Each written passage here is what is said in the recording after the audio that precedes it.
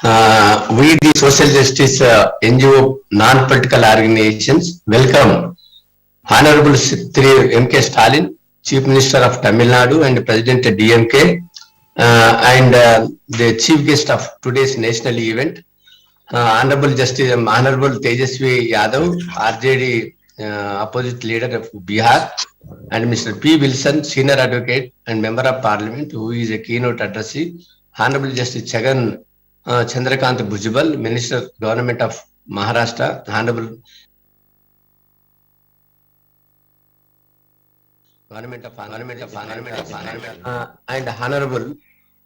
and Honorable E.T. Muhammad Bashir, Member of Parliament, Indian Union Muslim Congress, Muslim League Party, Kerala, Honorable Mr. Direk O. Drain, Member of Parliament, All India Trinamool Congress, West Bengal, Honorable Mr. Manoj Jha, Member of Parliament, RJD, and Honorable Justice Virendra Singh Yadav, former Judge, Allahabad High Court, Ashari Thiru K. Veeramani, President DK, Tamil Nadu, Sardar Chetendra Singh Jhalli, Founder Paiga, Mr. B.D. Bohorkar, Founder, President of BAMSEP, Mr. Hari Ipanapelli, Chairman, Lead India Foundation, USA, we the people and various social organizations who are witnessing this national webinar through the social media, YouTube link and other channels.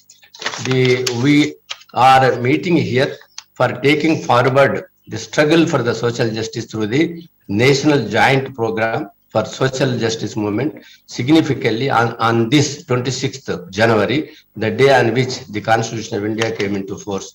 We are celebrating the victory for social justice by securing 27% OBC reservations in the state contributed seats to All India quota in medical and dental courses by felicitating Honorable M.K. Stalin, who led the historic struggle and contributed through the political and legal battle. Mr. Wilson, senior advocate and member of parliament, deserves to be appreciated, who worked day and night relentlessly and got the success, gifting it to the DMK chief and also to 60% of the OBC in India. The struggle for 27% reservations to the OBC in All India quota of medical and dental seats contributed by the states started in February in 2015 when Saloni Kumar filed a case. Thereafter, I, as a president of the All India Backward Class Federation, filed a writ petition with regard to the three writ petitions I filed. One is questioning the AWS reservations, another is denying the medical seats in the NEET examination contributed by the states, that is in 2019.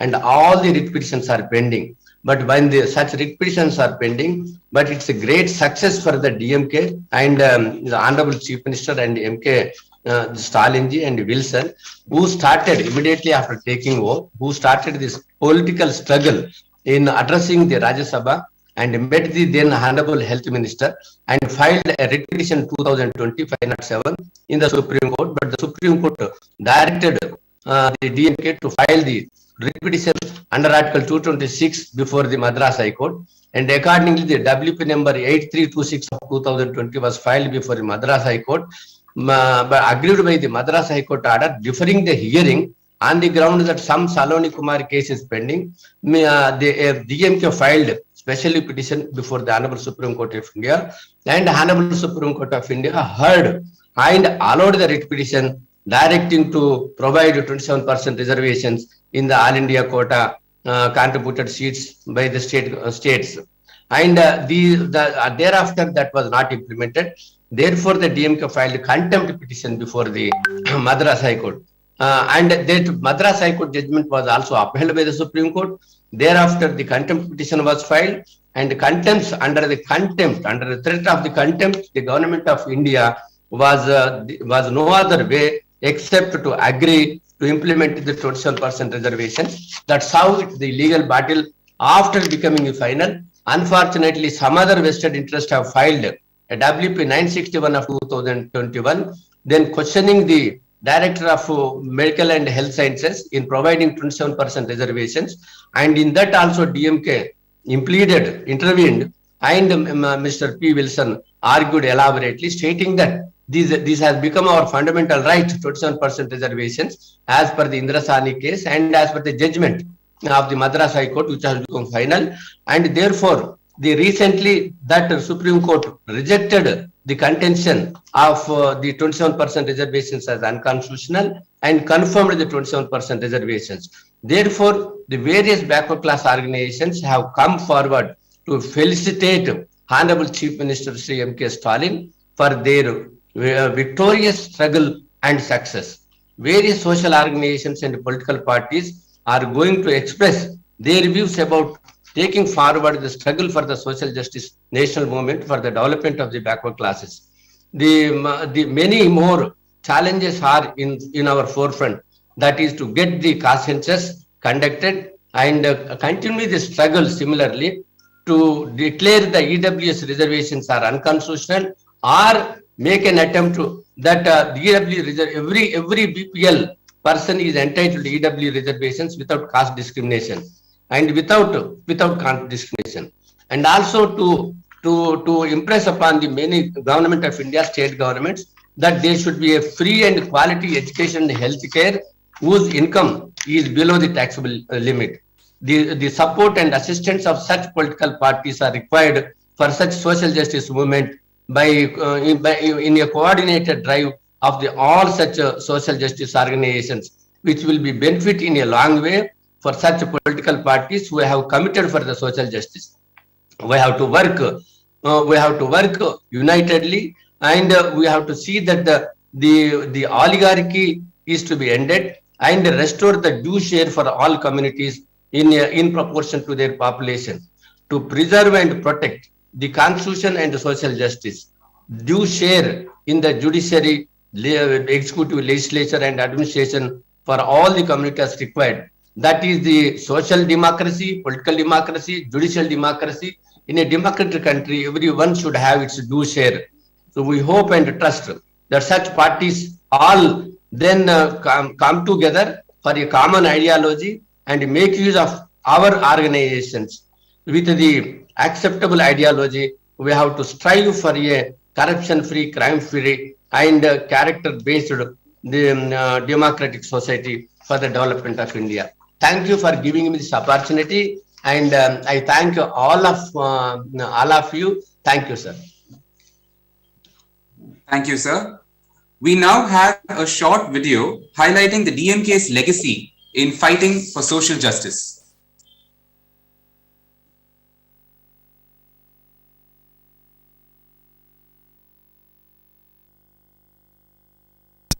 Martin Luther King said, "Freedom is never voluntarily given by the oppressor.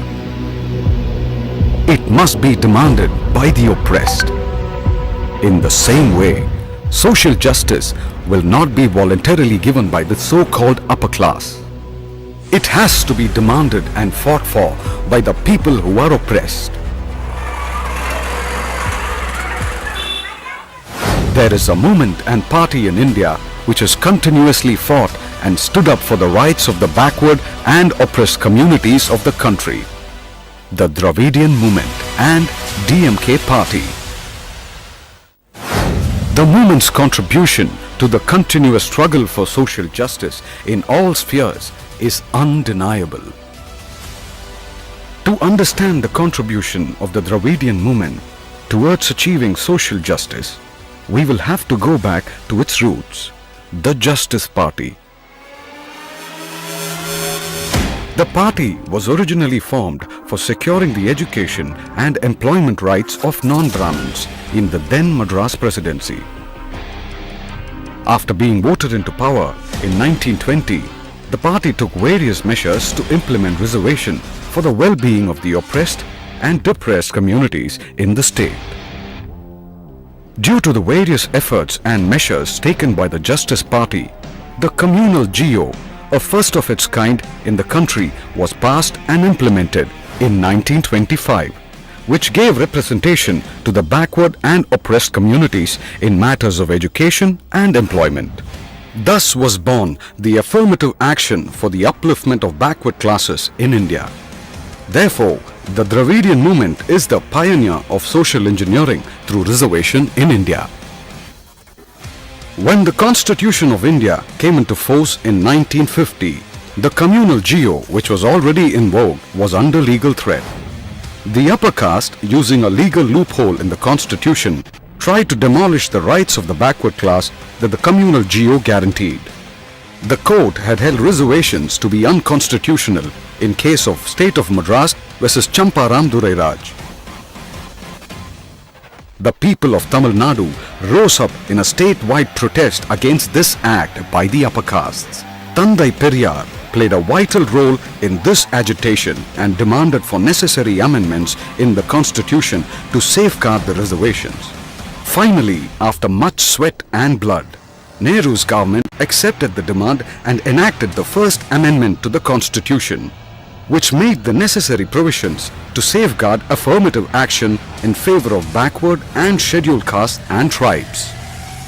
After this, the DMK and DK continuously raised their voices with steely resolve to implement reservations in union-level education institutions and government employment.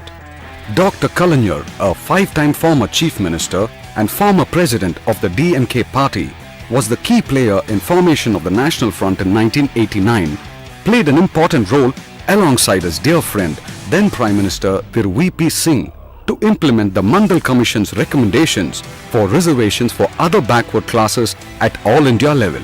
Through incessant struggle, toil and efforts by the leaders of the Dravidian movement, we have ensured social justice for OBCs. Those who have for long tried to erode the social justice measures are now gathering behind a common weapon they call merit. One such phase of this campaign against social justice is NEET. At this crucial juncture, when forces across the country are attempting to undo decades of work to achieve social justice, Thiru M.K. Stalin, the leader of the DMK and the Dravidian movement and Chief Minister of Tamil Nadu, has taken up the mantle to defend social justice. He has been simultaneously waging a political movement alongside the people, a democratic struggle through parliament and legal struggle through the courts.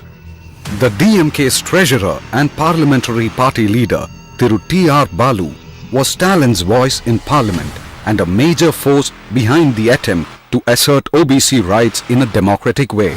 P. Wilson, a senior advocate and member of Rajya Sabha, has consistently fought the battle in the courts in a manner that reflects Stalin's vision and has succeeded in the courts. Through the courts, the DMK has obtained for the entire country OBC reservations in state contributed seats in medical and dental courses, in UG, PG and diploma courses. By fighting and obtaining this judgment, Stalin has healed Periyar's great wound. Ambedkar's idea of reservation for backward people was fulfilled by this verdict. With this verdict, Stalin has filled the shoes of the great late V.P. Singh in his era. With this judgment, Stalin has become a role model leader for the Indian subcontinent like Perarinyar Anna. By this struggle, Stalin has well and truly taken over the mantle as the national leader for social justice like his leader and father, Dr. Kalaignar. In the second decade of the 21st century, M.K. Stalin has displaced the darkness that threatened to engulf the socially backward classes and has shined as a beacon of light that gives the people of backward communities hope.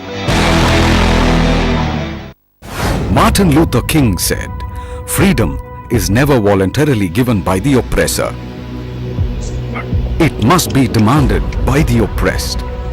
I now In the invite same way, Mr. P. Wilson, social justice Senior Advocate will and not Member be of Parliament, voluntarily given to by the deliver his so-called keynote upper address. class. It has to be demanded Honorable and Chief fought Minister for of Tamil by the Nadu, people who are oppressed. President of Dravidian Munetta Kazhagam, Talaivar Avargale, Honorable Mr. Tejasvi There is a Yadav, movement and former party in Deputy India Chief Minister which of has Bihar, continuously fought presently and stood leader up of for the opposition rights of the Bihar backward and oppressed guests communities honor of who the have joined country. us today to wish our The Honorable Dravidian Chief movement Minister and celebrate the DMK victory party. of social justice. Good morning to The movement's one and all. contribution The to the DMK continuous party was struggle for founded on the social ideals of justice self-respect, in all spheres equality, is social undeniable. justice, rationalism and fraternity. To understand the Right from Tandai contribution Periyar to of the Periyar Dravidian Anna movement to Dr. towards Kalaignar, achieving to now social our justice, leader, தலைவர் we will have to M.K. go Stalin, back to its the roots. leader, the party The has been Justice the voice Party. of the voiceless, striving to secure for the underprivileged The party and was downtrodden originally economic and formed social for justice. securing the education One of the and most employment important rights tools in of achieving an egalitarian non-Brahmins society in the is then education. Madras The presidency. Dravidian movement has always realized that only through education of the masses we can bring about the real social engineering to weed out the evils of the caste dominance and untouchability. As we know, equality in education can only be achieved through reservations, which are nothing but the positive discrimination to offset centuries of oppression and exclusion from the mainstream of education by the so-called upper caste. The Dravidian movement role in the struggle for reservation was well documented in the video that was displayed just now, so I do not want to risk repetition. However, I want to say that our Honorable Chief Minister of Tamil Nadu, after donning the mantle as a leader of the Dravidian movement, has left no stone unturned to ensure social justice in the fields of education and employment. All of you would be aware of the historic decision of his government has been taking to ensure equality of opportunity, be it for Archagas in temple or for the transgender community. In fact, soon after forming government, our leader appointed a monitoring committee to ensure social justice in government, education, appointments, postings, etc. This is a first in the history of the independent India. Our Honorable Chief Minister has also announced that the first anniversary of Tandai Periyar will be celebrated as a day of social justice. Therefore, our leader and the party's commitment to ensuring social justice is unparalleled. It was quite shocking that the union government, in its keenness to implement NEET, was steadfast in its determination to not grant OBC reservation in the state surrender seats to All India quota in medical and dental seats.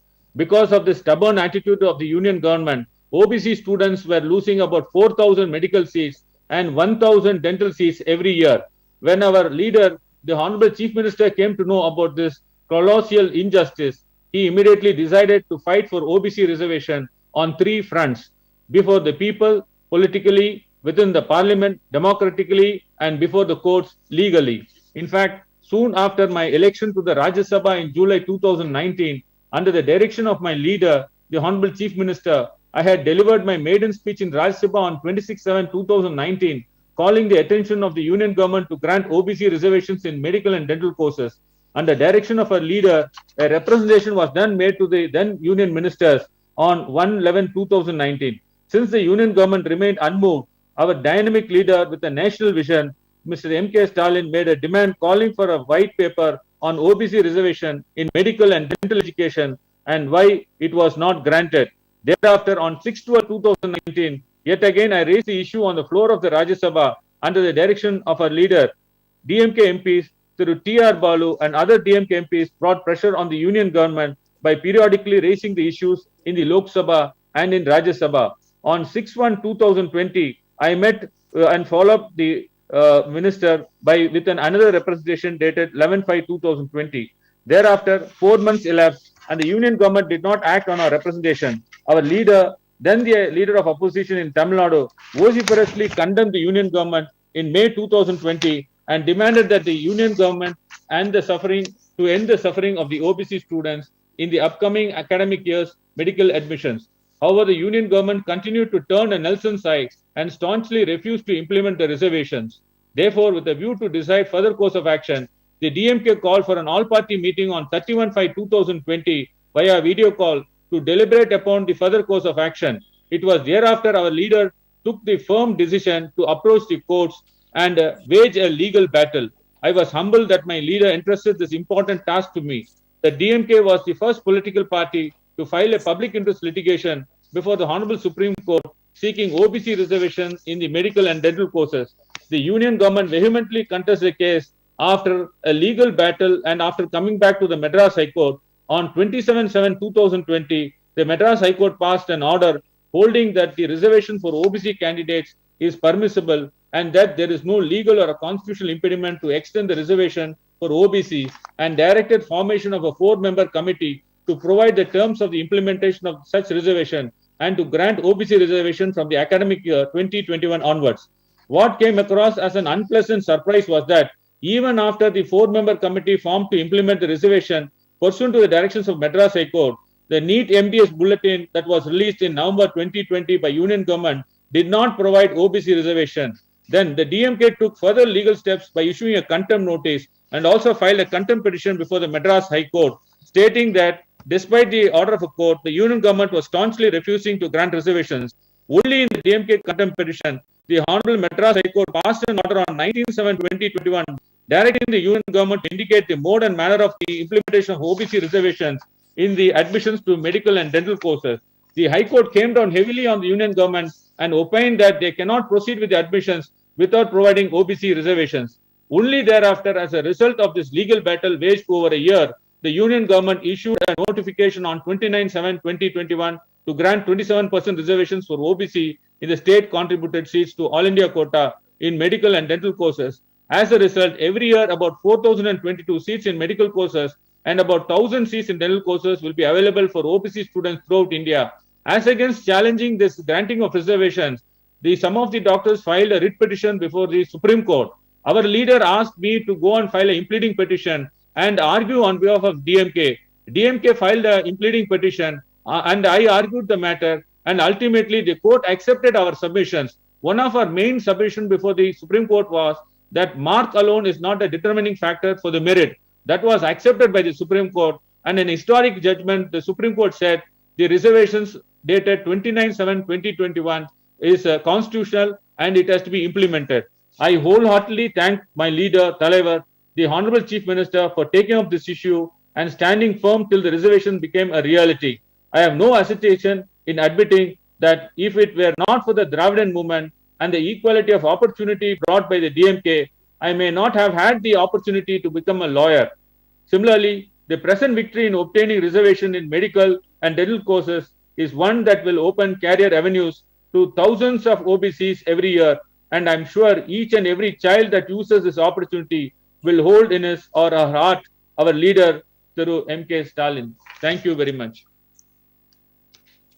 Thank you, sir. I now invite Dr. Hari Epinapalli, Chairman, Lead India Foundation, to deliver his address. Thank you. Thank you so much for inviting me to address this timely national conference on taking forward the struggle for social justice and joint national program. Happy 73rd Republic Day.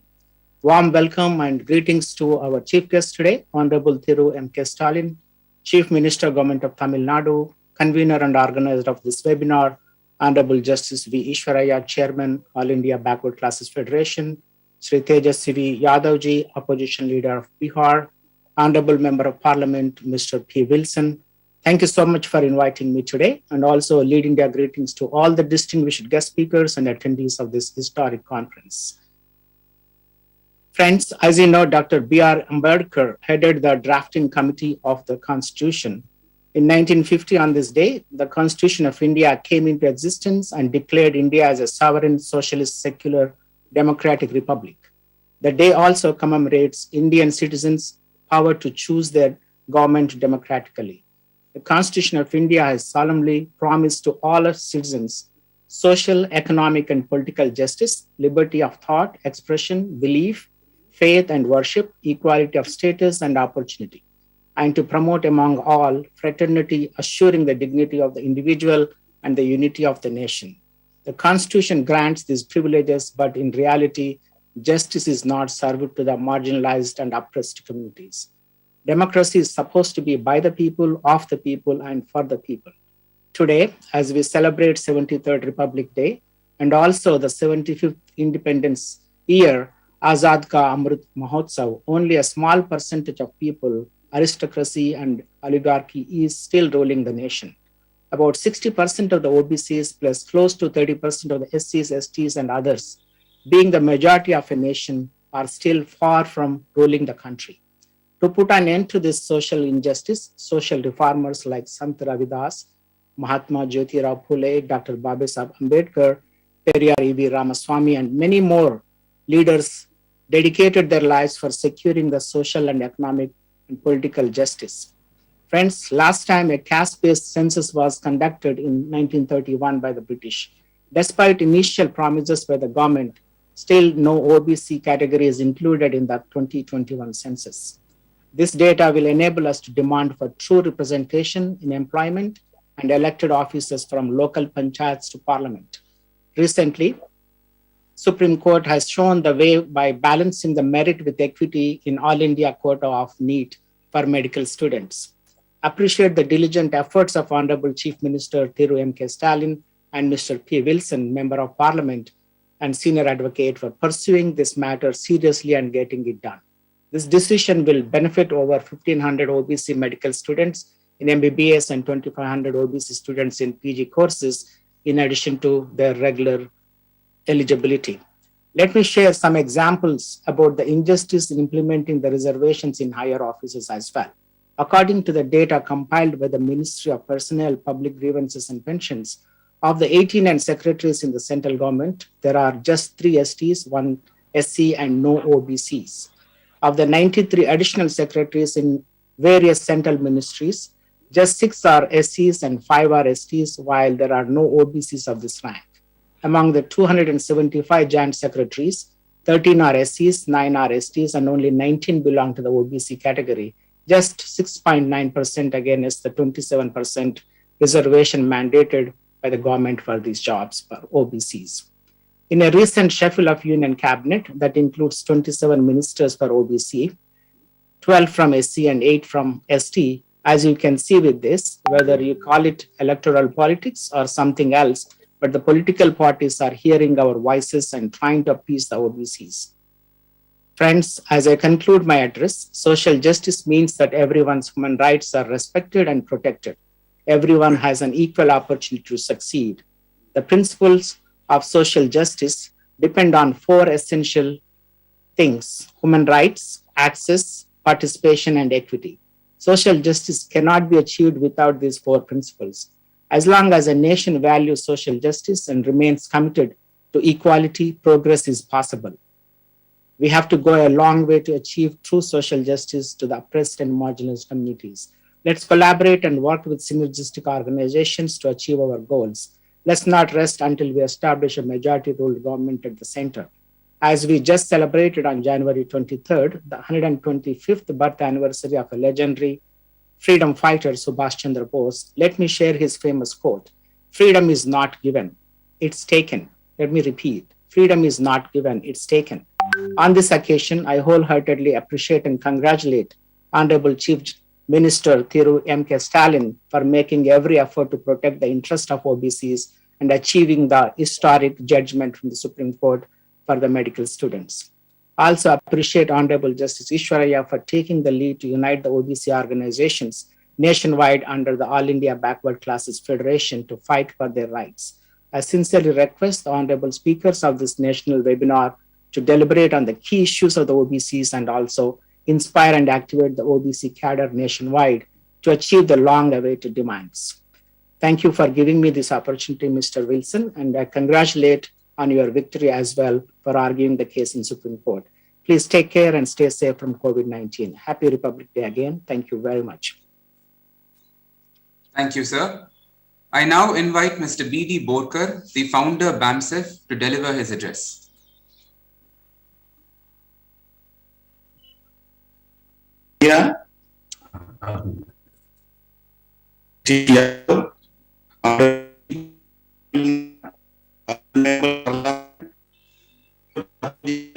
Bihar State, and my distinguished speakers and the audience.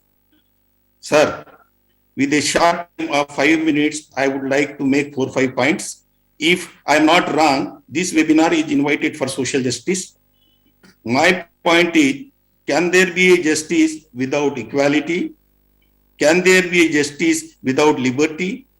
Even after 72 years of republic, which we are celebrating today, there are atrocities on the scheduled caste, scheduled tribe, other backward classes, and molestation and rape of women.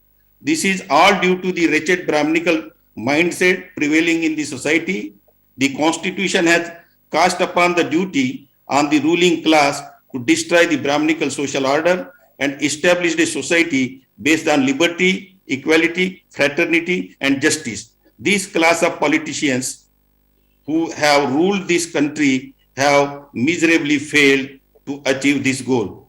Second important thing I would like to mention is that the other backward classes are still not getting their due share in the educational institutions and the public employment after the promulgation of the Constitution. The Supreme Court went petition throwing the ball to the government that to provide adequate representation to the OBCs, there should be a quantifiable data. The government at the center has refused to collect data through caste census and provide to the court on the ground that the caste will perpetuate.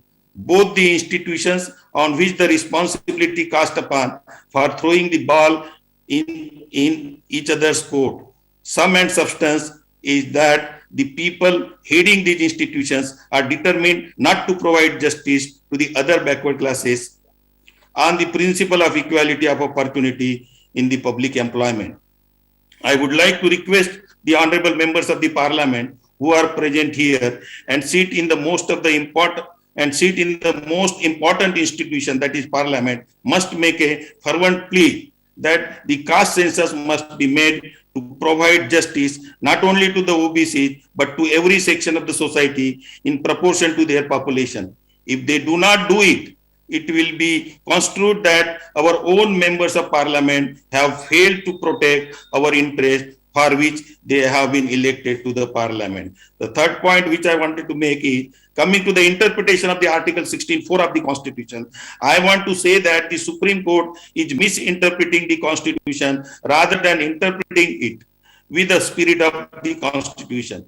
The Constitution is framed to provide justice to those who have been denied it for the ages. When it comes to provide justice to them on the principle of equality, it cannot be interpreted restrictively. Such a restrictive interpretation shall amount to negation of the Constitution itself. I therefore say that the 50% restriction imposed by the judicial pronouncement is wrong, and every section of the society should get their due share in the public employment in proportion to the population. When I say this, I am aware what Dr. Ambedkar has said in the Constituent Assembly. If I am not wrong, what he said, deposing trust in the judiciary, that the judges will be intellectually honest to the Constitution, but it seems that his trust is belied. I am of the opinion that 10% reservation provided to the so-called weaker section of the society, society is anti-constitutional without any data. I have filed a writ petition in the Supreme Court against it, but it was not stayed, whereas when it comes to the rights of OBC, the Supreme Court insisting on data. Lastly, I say that the appointment of judges in the Supreme Court and the High Court through collegium system is wrong. Justice will never be done to the SC, ST, OBCs and minorities in the appointment of judges under this system. In fact, if we read debate on draft Article 103 of the Constitution, which is Article 124 of the Constitution, Dr. Ambedkar has rejected word concurrence when the amendments were filed by the members of the Constituent Assembly, and retained word consultation in his draft on the ground that the Chief Justice is after all a human being and he has all weaknesses and prejudices, and therefore the powers which the Constituent Assembly is giving to the government of the day and the president should not be given to the Chief Justice of India. He has therefore left no scope for the interpretation to the judiciary. Despite this, the Supreme Court has interpreted the word consultation as concurrence and taken the power of appointment of judges in their hand. I feel it is by design and nothing else. Thank you very much for giving me an opportunity and listening to me patiently. Thank you, sir. We now have a video message by Mr. Sardar Tajinder Singh Jalli, the founder of Pagam. Indian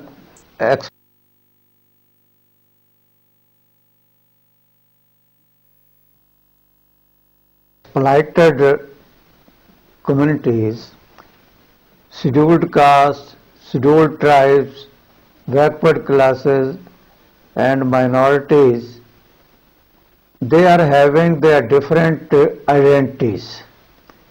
They are always recognized through those identities. But a social transformation never happens on the basis of identities. For that purpose, we need a specific ideology.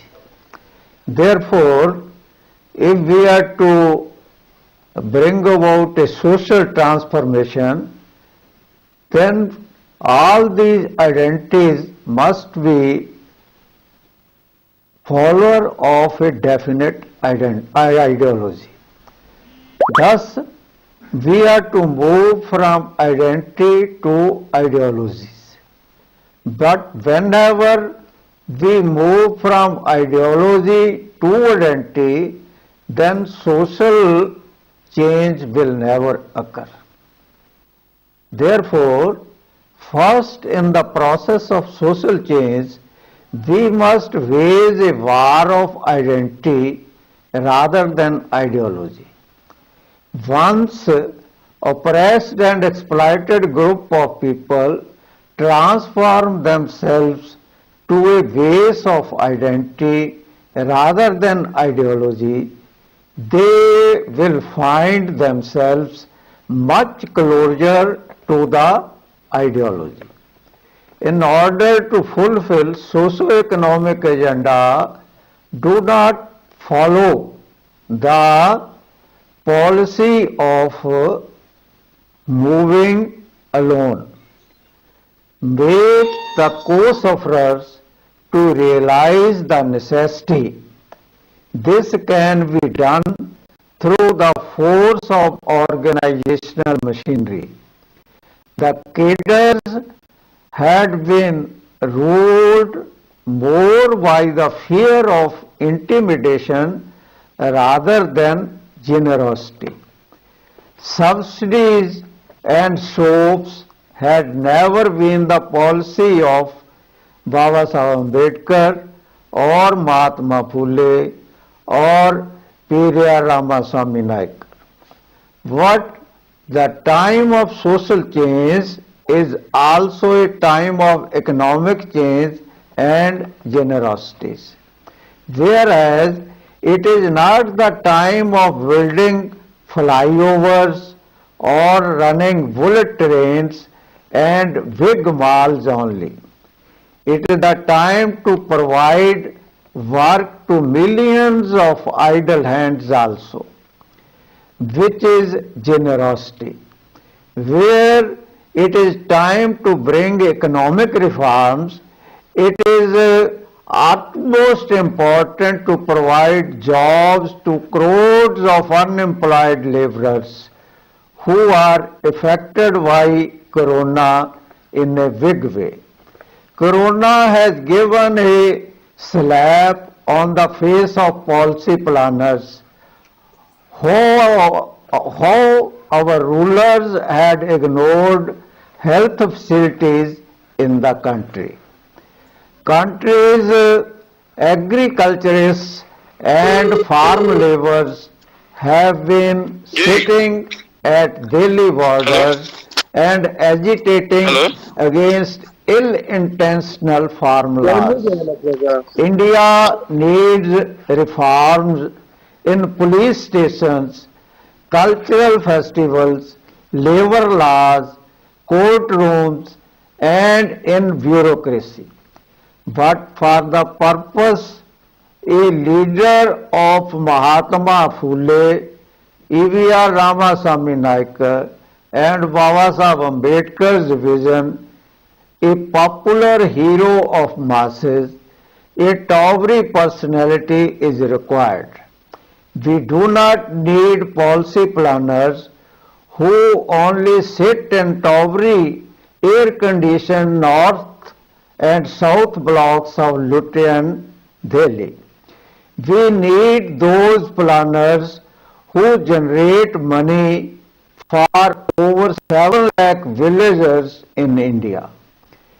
We as members and cadres of Pegam know that certain type of reforms are always popular in India.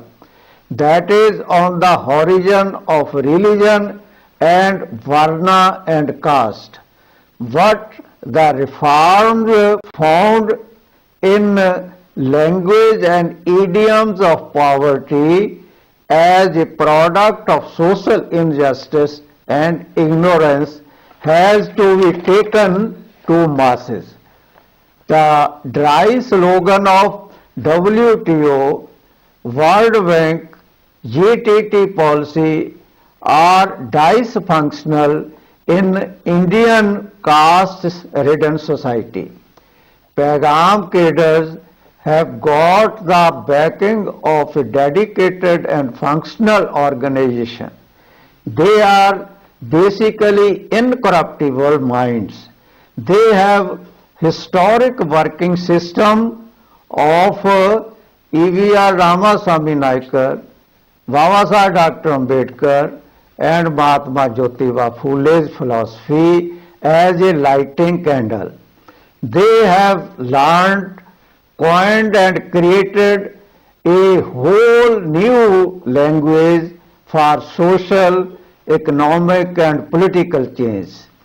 Cadres of Pegam have understood that politicians and participation of scheduled castes, scheduled tribes, other backward classes and minorities in a joint venture in India is a vigor of peace, development and nationalism. Firstly, it is the matter of identity, not ideology. Therefore, when it becomes a matter of ideology, it is a loud vigor of power. No one will dare to obstruct them from that power.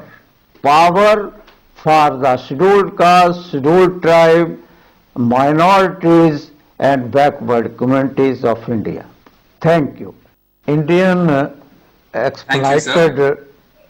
I now invite Asiriyar Avargal, President Dravidar Kazhagam Tamil Nadu, to deliver his address. Backward classes and minorities, they are having their different identities. Honorable Chief Minister of Tamil Nadu, who has achieved a historic victory after incessant battle. First of all, let us all congratulate him for the wonderful achievement, historical achievement. And our dear Justice Iswaraya and also the keynote speaker, our eminent advocate, senior advocate, who has voiced our arguments in the Supreme Court and won the case by his wonderful advocacy, and other dignitaries from different parts of Indian subcontinent and other states. First of all, we are here to salute you all. This is a land of Periyar, land of social justice, land of Dravidian heritage, Dravidian legacy, and this land we could be legitimately be proud of calling that we are running a beautiful Dravidian model administration under able and inspiring leadership of our unmatchable leader, the present Chief Minister, who has inherited the legacy of all our Dravidian leaders.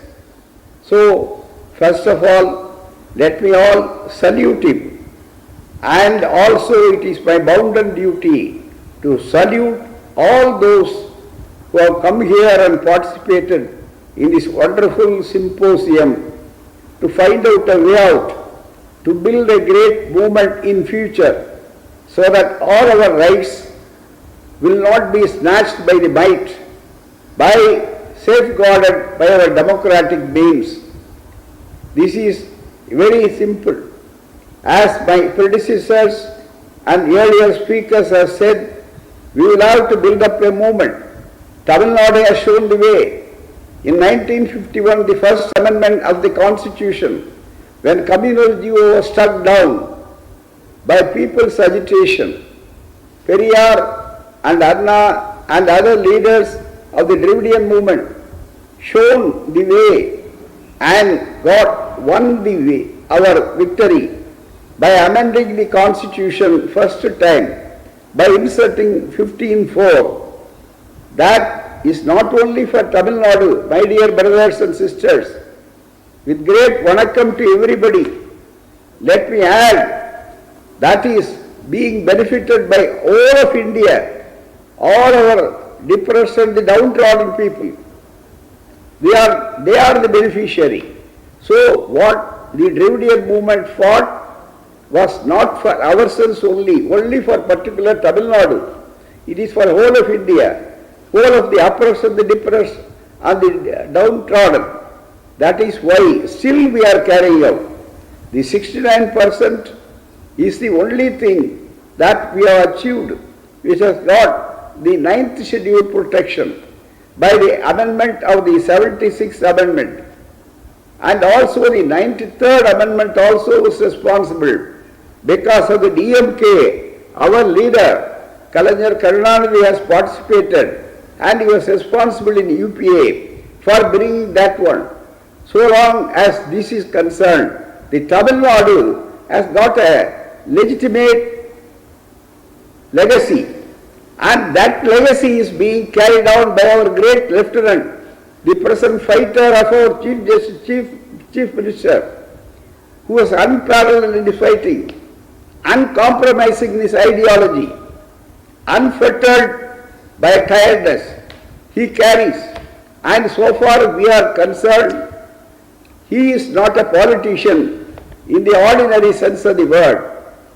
So far as our Dravidian model is concerned, late lamented Anna and Kalaignar Karunanidhi, and who is now carrying on the legacy of all of them, our Honorable Chief Minister M.K. Stalin, they are all personification of the statesmanship. The politician thinks of the next election, whereas the statesman thinks of the next generation. We want to create a new society, and our mentor Tandai Periyar used to say, what we want is not mere transfer of power. We would like to have, being the majority of the people, who could have legitimate right in claiming us, that we are the people who could lay and stress, we want not mere transfer of power, transformation of power. That is the ideology, core ideology of the Dravidian movement. That transformation of power is being elated in Tamil Nadu. You can come and see Tamil Nadu, how the administration is going on. Half of the women population, they are so happy. Most of the minorities are having a sense of protection. And also the scheduled castes, scheduled tribes and other people, they are all our brothers and sisters, because this Dravidian movement stands for not only for liberty and also for fraternity. The caste eradication is our program. And when our Chief Minister came and he implemented the great untouchability committees for recommendation that even Adi Dravida, the scheduled caste people, should be appointed as Archaka. And that was done by him. So another phase of social justice. So the battle for social justice, we have won many battles. We are going to win. What we have achieved is very small. The 27%, but for him, the 27% of medicos will not be available today. Today, happy news is that this year, more than 2000, that is actually 540 people of backward classes alone, they obtained the seat in the medical college. When this Dravidian movement was founded in 1916, earlier that, the greatest achievement so far as the medical side is that Sanskrit knowing people, only those who have known Sanskrit alone are eligible to apply for medical course. That was the earlier position. It was the Dravidian movement, the Justice Party rule that changed it. Had it not been, we would not have been seen a non-Brahmin, depressed and the downtrodden doctor to be here. Now there is always saying that their merit and deficiency will go. That has been exploded by the recent judgment, where our Wilson has played a very great role. We all thank him. It is under the inspiration and guidance and command of our Chief Minister. That is why we have to here felicitate. This is not only to build a new movement. This is a small beginning. Of course, as Neil Armstrong has said, this may be a small step, but it will be a giant leap for the oppressed and the depressed and the downtrodden. So it is high time that we will have to build up a movement. When we want to build up a movement, and I adopt all the arguments of my previous speakers, who have dealt with very rightly, and wonderful, and there is a political anachronism today, is that we the people of India, particularly the majority of the people, what we are demanding is not unconstitutional or extra-constitutional. We are demanding very peculiarly to implement the Constitution. What the instruction is being found in the Constitution, we are fighting for that to our rights. We are not asking anything more than the Constitution. But unfortunately, for every step we will have to do that. When Mandal Commission was implemented, the great social savior justice by Honorable V.P. Singh, how far it was done subsequently, because it was more by breach than by practice. Only by RTA information we got, only 12 to 14% was filled up. All the other restriction was grabbed by the forward community people. And what about whether it has gone to our scheduled caste brothers and sisters? No. So scheduled tribe people or minorities? No.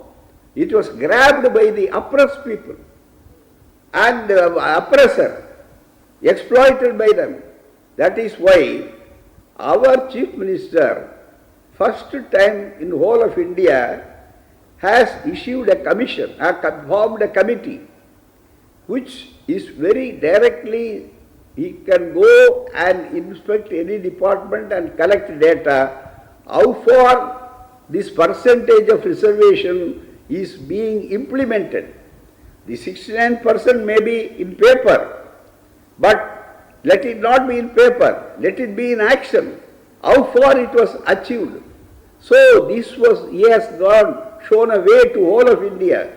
My dear brothers and sisters of other parts of India also take up the culture and create like that. So our Chief Minister, as the greatest architect of the Dravidian model, who continues it, has formed this committee.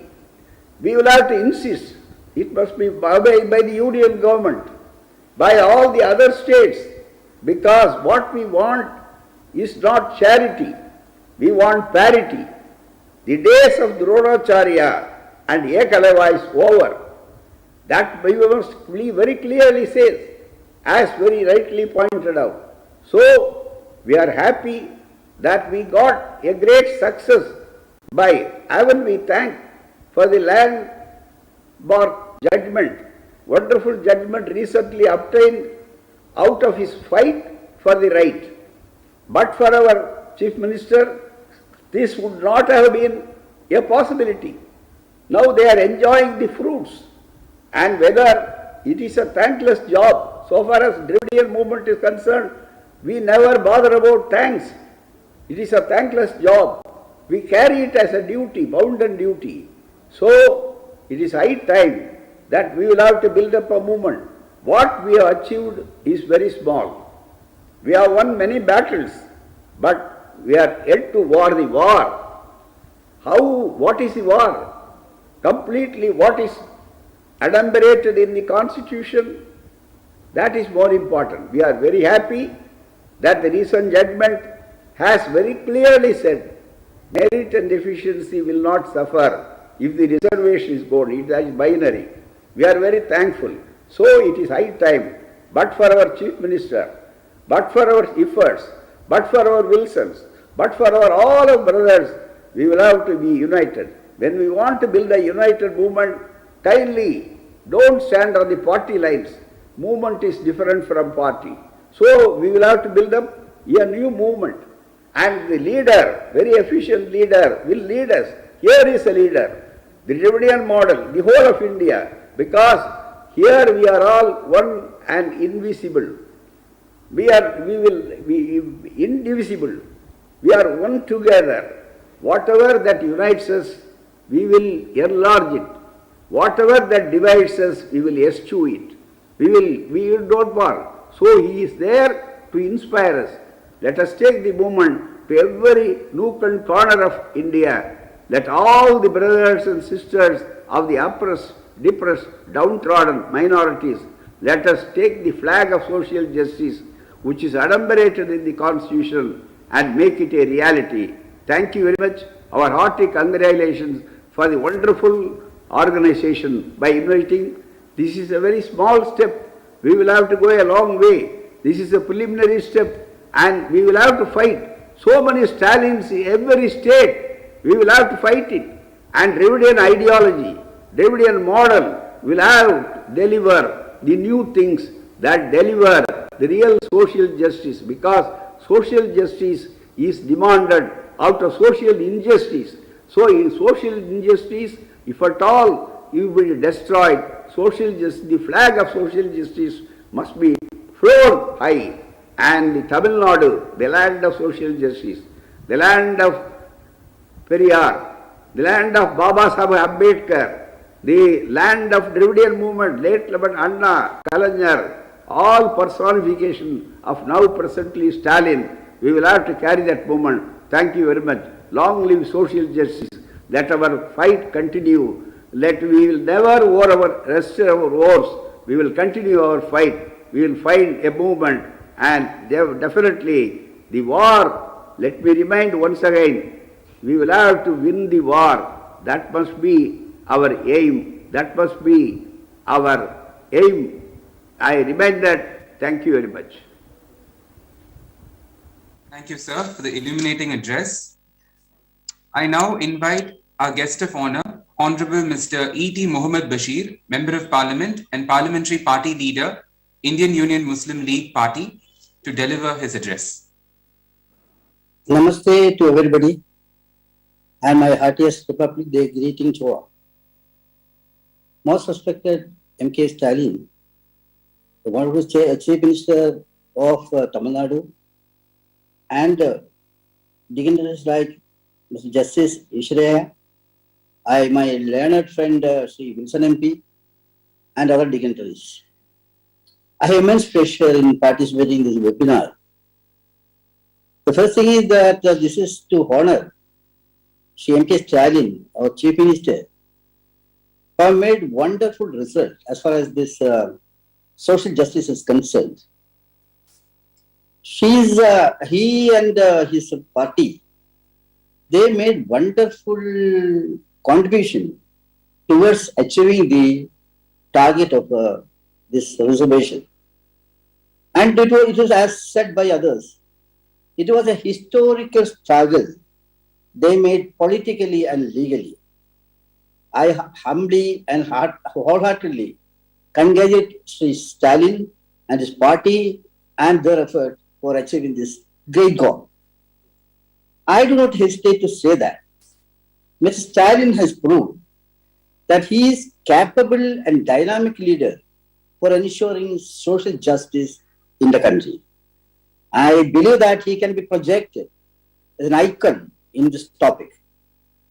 On behalf of IOML and myself, I express our heartiest congratulations to Mr. Stalin and his Tamil Nadu government.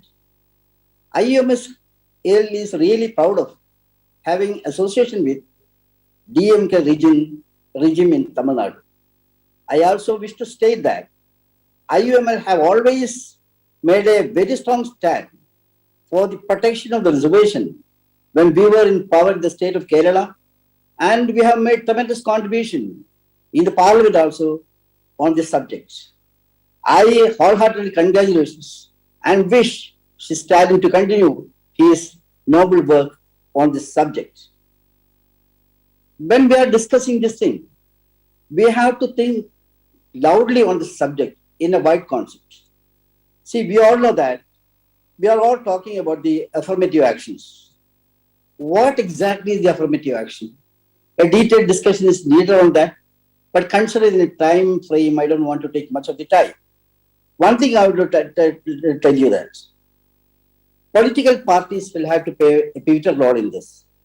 In this case also, I wish to quote a topic from Mr. Stalin's recent speech.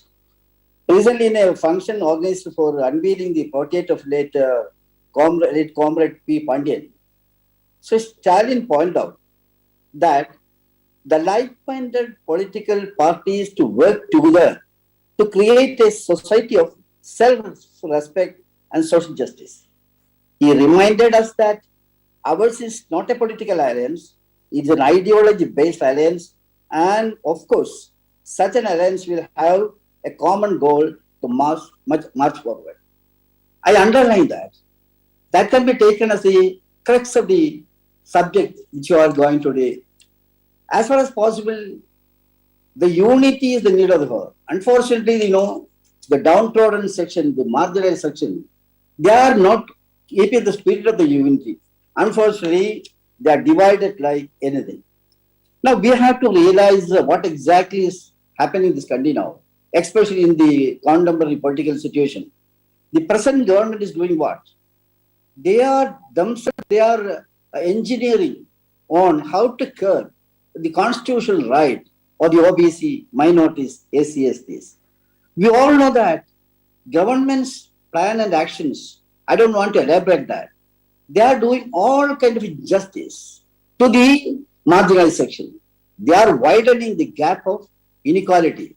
We all know that. We are all proud of our constitution. My former speakers, they were all saying about that. I don't want to elaborate it. Whether it is in the case of Article 14, 15, 16, 17, 19, 20, 21, 39, 45, 46, 243, and 330. All these things. There are many other topics also. All this constitution, what it says, that is to ensure or to reduce the gap of this discrimination. But unfortunately, what is happening? They are not even honoring the constitutional kind of things. They are disregarding the constitutional kind of thing and doing the things according to their will and pleasure. So what I am saying is, if we keep mum on this, we will be branded as what is called like culprits in this thing. So we are all duty bound to fight against this injustice. I would like to say, I don't want to take much of your time because there are many other eminent speakers who are going to speak after me. What is happening? When we are talking about this affirmative action, now the main discussions are confined with reservation. Now there is a school of thought. Some people are arguing that time is now over for the reservation and this not will be continued. They are arguing about the upper class and this and that kind of things. When this that kind of economic EWS came in the parliament, our party took a very strong stand against it, because when you adopt this kind of criteria of economic criteria for the reservation, that itself is really spoiling the very spirit of the reservation. In addition to that, in addition to the reservation, I would like to say one thing only, that is, we have to concentrate in other areas also. Affirmative action need not be confined only in this thing. At the same time, we know that employment sector, Now almost all the employment sectors are moving to private sector. Instead of public sector, it is now turning into private sector. It is high time to demand reservation in the employment in the private sector also. I suggest that we have to take up that also. And similarly, we know that we have, it's not only the issue of the government. We ourselves should take initiative to ensure social justice. As political parties, we can play many important roles in this. Similarly, community-based effort, that also can be done. Involvement of NGOs, that's a good for us. Utilizing their service also, we must be able to know the things. Effective intervention of fourth estate, media, of course, I don't want to say much about that. Whether it is fourth estate or the latest one, fifth estate, print media or electronic media or social media, they will have to cooperate with this. Because whenever there is a denial of justice, when social justice is not adhering to, I suggest and I even appeal to the media also to take a pivotal role in this. So, environmental creation, budding generation should realize the consequences of denial of the social justice. For that also, I feel that kind of environmental environmental creation is also very much required in this. With these few words, I don't want to take much of your time anyhow. I'm really proud of participating in the discussion. We know Mr. Stalin and his team is doing wonderful work in this. Let us hope for the best. Let us expect, let us see that they will have much more and more leadership to this noble cause. With these few words, I conclude. Thank you very much. Thank you, sir. I now invite our guest of honor, Shri Manoj Kumar Jha, Honorable Member of Parliament, Rashtriya Janata Dal Party, to deliver his address. Thank you. Thank you so much. I hope I am audible. Yes, sir. Yes, sir. Yeah. Please proceed. I wish to first congratulate Honorable CM of Tamil Nadu, Stalin ji, my friend Wilson ji, and my leader, Tejasvi Yadav ji. Ishwaraya ji has been a great hope for all of us.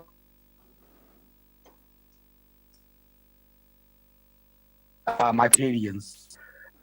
Today is our Republic Day, 73rd Republic Day. I congratulate all of us sitting here and to the entire nation on behalf of me and my party, Rashtriya Janata Dal. So I would again salute our leader, Karpuri ji, because the Dravidian movement has been a great source of inspiration for us in Bihar.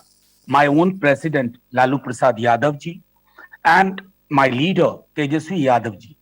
Why I say this, that because each time we make intervention in parliament, we have,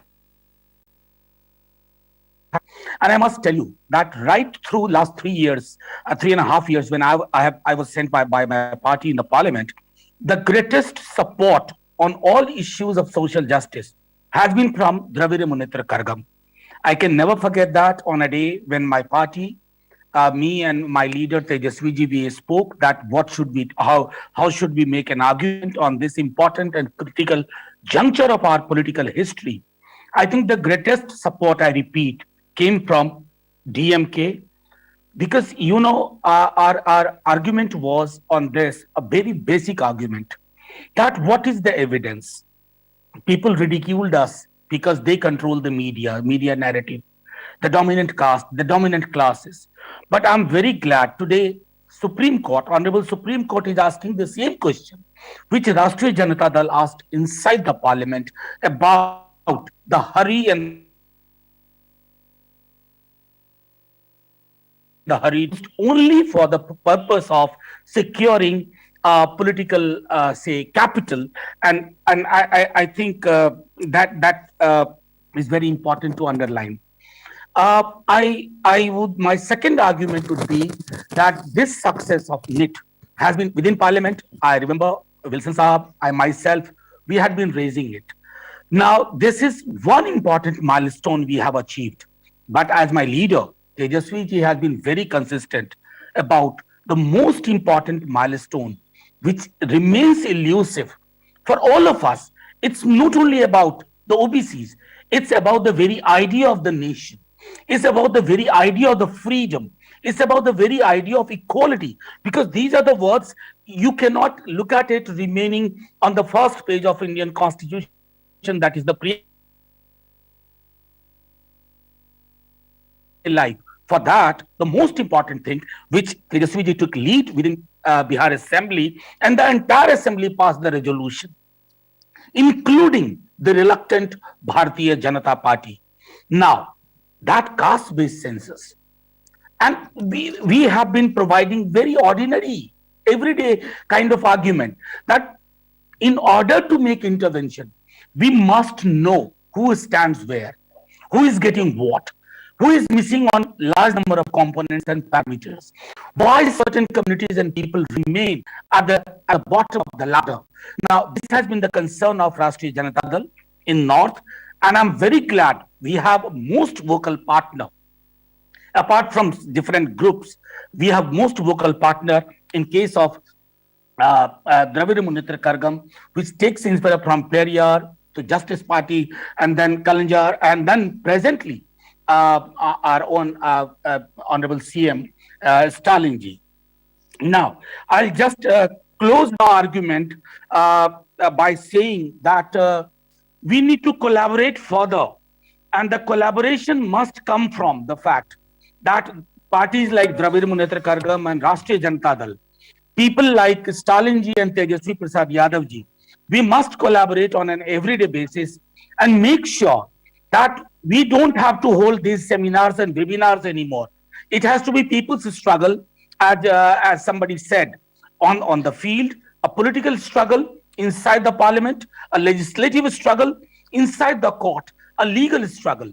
Now, these struggles are not in either I or version. These struggles are the sum total of what we need at this critical juncture of our history, as we remember the 75th year of our independence as well. And this independence has to be meant a true independence. This Republic Day has to be meant as a genuine Republic Day, what Baba Sahib Bhimrao Ambedkar had warned us in 1949, that political democracy shall remain stale and meaningless if it is not translated in everyday lived reality of social democracy. And there we need such partnerships, such collaborations between political parties like Rashtriya Janata Dal and other political parties in the North. And as I said, and I repeat, the beacon of hope, Dravidian Munnetra Kargam. And I once again thank everybody who has invited me here. I thank my party for putting me in parliament, where I am a small voice for the concerns of social justice. Jai Bhim, Jai Hind. Thank you, sir. I now invite our guest of honor, Honorable Mr. Derek O'Brien, Member of Parliament and Parliamentary Party Leader in the Rajya Sabha for the All India Trinamool Congress, to deliver his address.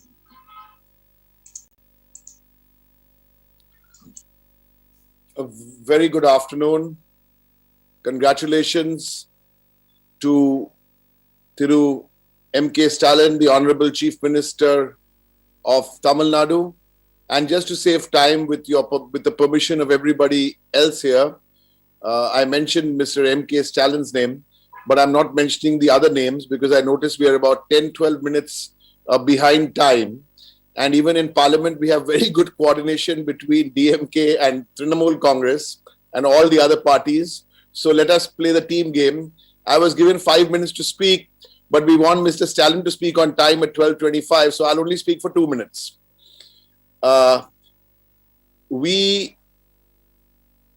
My colleague Manoj spoke just before me, and then Mr. Wilson spoke before that. Well, I can tell you, the DMK, led by Mr. Stalin, the All India Trinamool Congress, led by Mamta Banerjee. We have, if Manoj's party is the RJD, I only wish all parties could coordinate like us. We don't have any egos. We are very clear as to what the focus is. And congratulations, Mr. Stalin, to you and your entire team, because I know and I remember how difficult it is these days to raise any issue in Parliament, because the government don't want to raise any issues because the problem is that they don't want to be accountable to the people. So when you don't want to be accountable to the people, the first thing you do is stall parliament. So I always maintain the opposition doesn't stall parliament. The government stalls parliament because if parliament doesn't run, then they are not accountable to the people. But on numerous occasions, all the opposition parties, or at least most of the opposition parties, I remember the NEET very, very clearly. And it's been done very, very well. It's not easy. And it's very, very well done to each one of you. And you have to get the clearance from the leadership. So Mr. Stalin, congratulations. And in the future, let's continue to work together for such difficult issues. I'm not going to be a spoiled sport, but I will make a point here that I wish Mr. Wilson, and you're my friend, so I can tell you this as a friend, I wish, because we are all going to fight very hard for the women's reservation bill, again, inside Parliament, outside Parliament, and on the streets. Mr. Wilson, perhaps you should have invited one lady onto this panel, but next time. So once again, congratulations. I'm delighted to be here. And greetings from Mamtadi and the DMK, the Trinamool, and all of us like-minded parties. You can be rest assured we will work together for any issue, because sometimes politics is secondary, the movement is primary. Thank you and good afternoon. Thank you, sir. I now invite our guest of honor, Honorable Dr. Adi Malappu Suresh, the Minister for Education, Government of Andhra Pradesh, to deliver his address.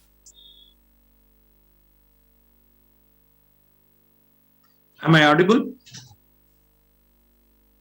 Yes, sir. Yes, sir. Thank you.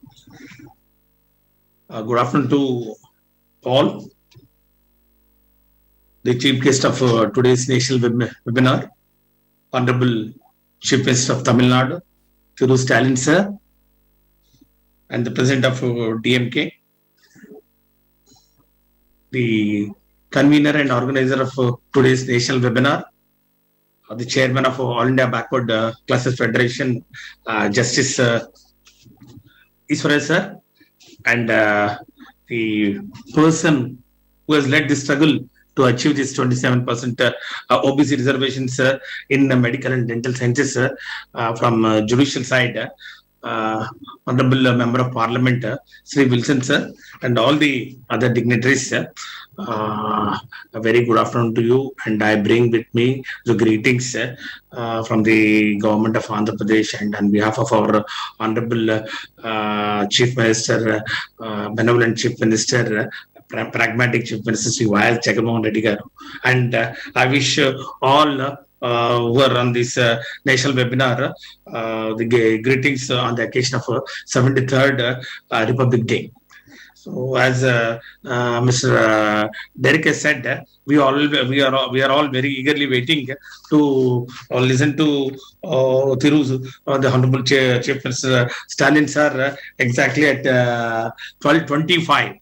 That's what actually Wilson sir has put it, and then we want to help him in sticking to this time. So I would not take much time, but only I just want to tell that the Honorable Chief Minister of Tamil Nadu, Stalin sir, in a short period of his assuming office as Chief Minister, the works what he have done, the initiatives what he have taken up, and the reforms what he has carried forward clearly tells that here is the leader who is actually now a hope, a beacon of hope and trust for the depressed and downtrodden people.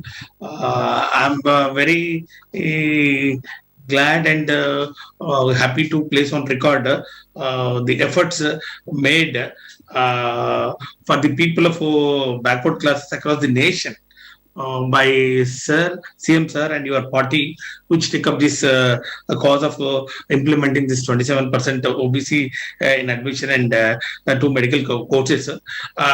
This is a social justice is a long journey. It's a long journey and it's a continuous run. So, with the philosophy and the ideology of great people like Dr. Baba Sahib B.R. Ambedkar ji and Mahatma Jyotiba Phule ji, who has believed that there is a transformation of society which takes place only through education. And the saying goes, great people think alike. So, Honorable Chief Minister Stalin sir and our Honorable Chief Minister Jagannath Reddy garu both think alike. So, they have taken education as a priority. In fact, I would like to say, sir, that Tamil Nadu and Andhra Pradesh are the only two states in the entire country which are actually implementing very nutritious and then very clean midday meal scheme to all the lakhs of children in the schools across their states. So this concept of, poverty should not be a barrier to education. The expenditure, what we spend in education is an investment for the future of the future generations is what the thinking of our Honorable CM and the great people also have said that the transformation of the society will take place only through education, and education is the only powerful weapon to change the society. As an education minister, I'm very happy, and then I'm very fortunate that such great leaders are now leading these two states and then guiding us to implement one of the fantastic programs where now education is given a level playing field to all the people irrespective of the community now, depressed classes especially. English medium is one reform which we have taken up now in Andhra Pradesh, and then along with education and English medium education is as a matter of right we want to give to the children of the state. As I would like to put forth only very few points here that in Andhra Pradesh, the government has turned backward classes to backbone classes. They are no longer backward classes. They are backbone classes because 50% of the population in Andhra Pradesh constitute backward communities. So any community which is more than 30,000 population had been given a corporation status for social, economic and educational development. So social, economical, educational and political development. And then all the directors, all the chairmen actually have been given their share based on their population. This is one great initiative what we have taken. And then all the direct benefit schemes for incentivizing the students, incentivizing the mothers, incentivizing the old age people. All these initiatives we have taken it up only to give a level playing field. I'm sure today's topic here will definitely discuss many of the issues for the struggle towards social justice. And let me assure you, sir, that from state of Andhra Pradesh, we are with the this forum, this platform, whatever joint national program they devise for implementing the social justice movement, we will be very wholeheartedly extend our support and continue the relation between Tamil Nadu and Andhra Pradesh in jointly achieving for the for equality and for social justice among the various castes which are there in both the states, which have been denied this education for centuries together. So thank you so much, sir, for giving this wonderful opportunity. Especially I should thank the convener, Justice Iswaran sir, who has really made it possible for me to participate on this platform and bring forth the views of the government of Andhra Pradesh, which is very much committed for the upliftment of the downtrodden especially, and giving them political equality.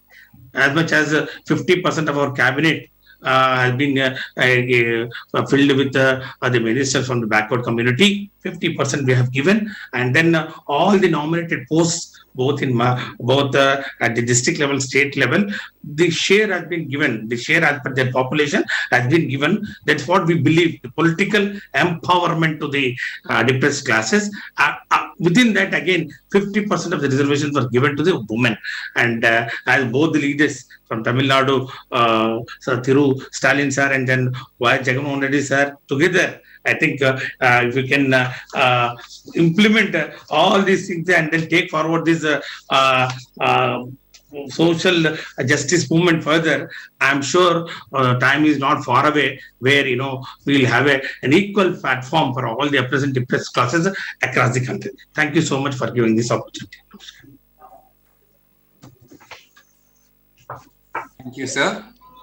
I now invite our guest of honor, Honorable Shri Chagan Chandrakant Bhojpal, the Minister for Food, Civil Supplies and Consumer Protection, Government of Maharashtra, to deliver his address. Thank you. Honorable CM Shri Stalin ji.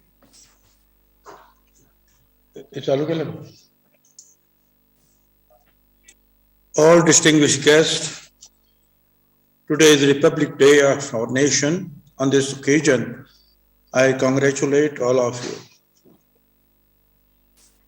I'm very happy to hear several leaders' views on OBC backward class people's problems, and happy that they are trying their level best, fighting tooth and nail to get the justice for them.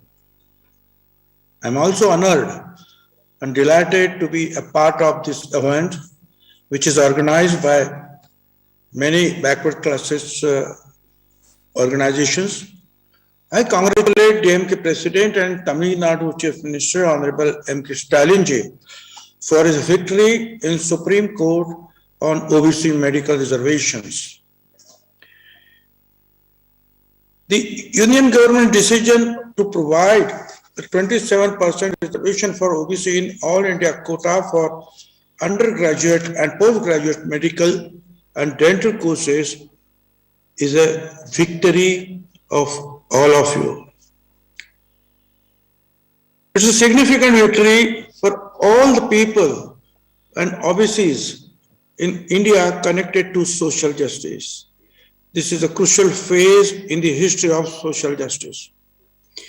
By considering the welfare of the backward class of the country, DMK presented the side of this matter in the Supreme Court and argued about this initiative and won.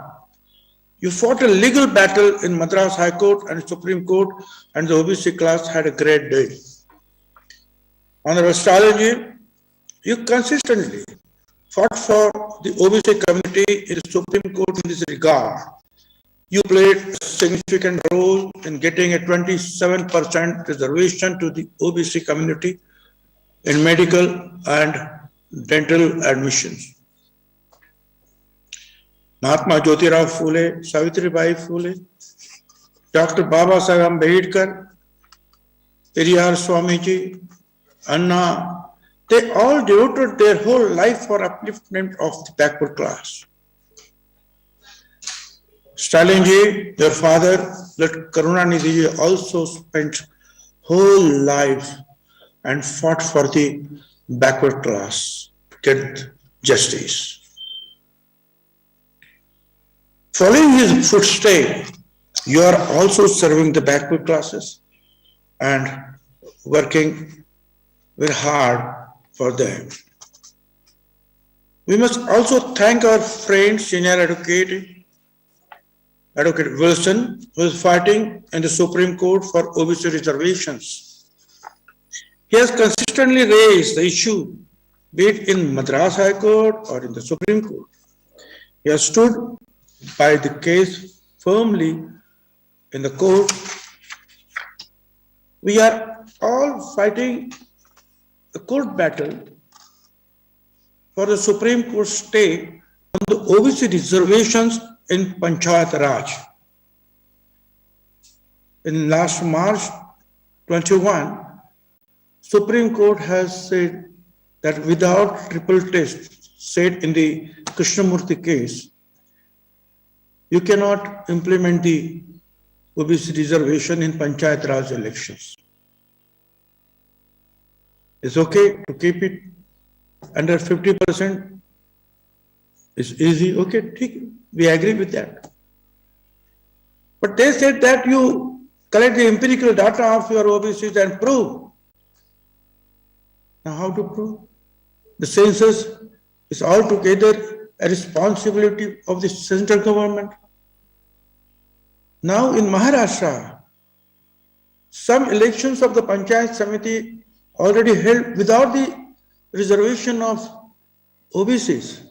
And in the coming February and March, Mumbai Municipal Corporation, big corporations and the district bodies elections are there. We are very much worried what is going to happen, whether they are going to get OBC reservation or not. Advocate Wilson is also appeared in Supreme Court for this cause on behalf of our Mahatma Phule Samta Parishad. His argument has given us some relief in the last hearing. So I'm confident that the reservation of OBCs in Panchayat Raj will be soon restored. OBC reservation has been disrupted in all Panchayat Raj institutions. And who is responsible for this? I am of the opinion that some of the people in this country are trying to bring Manuwad in this country again. They don't want to give education to the backward class people. They don't want to give the jobs. They don't want that OBC people should come in the power. They want Manuwad in this country. After cancelling the OBC reservation in Panchayat Raj institutions, we immediately met several lawyers, leaders in Delhi and began to fight good battles on behalf of the Akhil Bharatiya Mahatma Phule Samta Parishad. As I said, senior advocate, under your guidance, Mr. P. Wilson filed an intervention petition. We met many leaders in Delhi and Maharashtra and discussed the matter. We demanded empirical data from the central to save the OBC reservation in the court. However, the suspension of the OBC reservation was not lifted due to the non-cooperation of central government. The government of Maharashtra is fighting judicially political battles in the same manner the way Honorable Stalinji, you and your all associates are fighting. Maharashtra government is of the opinion that there should not be any Panchayat Raj election without OBC reservations. In that regard, we made petition in the Supreme Court. The reason for placing all this in front of you today is that we have fought for the OBC reservation and will continue to do so. Not giving representation to such large community would be the biggest injustice. Stalinji, you are a ray of hope for all of us. Our whole OBC community in the country. We all are with you in this crusade. May God bless you full strength to lead OBC in this country. We are all with you in this cause. God bless you. Thank you very much. Thank you, sir. I now invite our special guest of honor, Honorable Shri Tejasvi Yadav, the former Deputy Chief Minister and currently Leader of Opposition Bihar, to deliver his address. Thank you for inviting me. And सबको नमस्कार and happy Republic Day. और सबसे पहले हमारे भाई Stalin साहब को मैं धन्यवाद कहता हूँ, कॉन्ग्रेचुलेट करता हूँ, मैनी कॉन्ग्रेचुलेशन। जो उन्होंने लड़ाई लड़ी है वो काबिल तारीफ है और सिर्फ